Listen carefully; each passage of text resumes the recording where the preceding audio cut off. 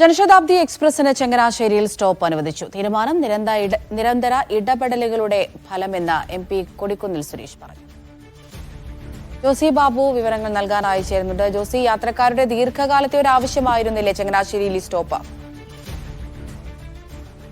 തീർച്ചയായും അമൃത, കോട്ടയം ജില്ലയ്ക്ക് പുറമെ ആലപ്പുഴ ജില്ലയിലുള്ളവർക്കും പത്തനംതിട്ട ജില്ലയിലുള്ളവർക്കുമൊക്കെയും എളുപ്പത്തിൽ വാഹന മാർഗത്തിൽ എത്തിച്ചേരാൻ സാധിക്കുന്നത് റെയിൽവേ സ്റ്റേഷനാണ്.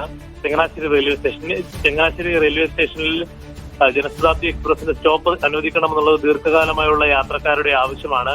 കൊടിക്കുന്നിൽ സുരേഷ് MP നിരവധി തവണ ഈ കാര്യം ആവശ്യപ്പെട്ടുകൊണ്ട് റെയിൽവേ മന്ത്രാലയത്തിന് കത്ത് നൽകുകയും ചെയ്തിരുന്നു. ഇതിനൊക്കെ പിന്നാലെയാണ് ഇപ്പോൾ ഇതിന്റെ ഓർഡർ ഇറങ്ങിയിരിക്കുന്നത്. പക്ഷെ എന്ന് മുതലാണ് ഇന്ന് ഈ ഓർഡറിൽ വ്യക്തമാക്കിയിട്ടില്ല. ചങ്ങനാശ്ശേരിയിലും മറ്റൊരു സ്റ്റേഷനിലും തമിഴ്നാട്ടിലുള്ള ഒരു സ്റ്റേഷനിൽ മറ്റൊരു ട്രെയിനിനും സ്റ്റോപ്പ് അനുവദിച്ചുകൊണ്ടുള്ള ഉത്തരവിലാണ് ചങ്ങനാശ്ശേരിയിൽ ജനശതാബ്ദിക്ക് സ്റ്റോപ്പ് അനുവദിച്ചിട്ടുള്ള കാര്യം വ്യക്തമാക്കുന്നത്. എന്തായാലും ഉടൻ തന്നെ ഇത് പ്രാബല്യത്തിൽ വരുമെന്നാണ് യാത്രക്കാർ പ്രതീക്ഷിക്കുന്നത്.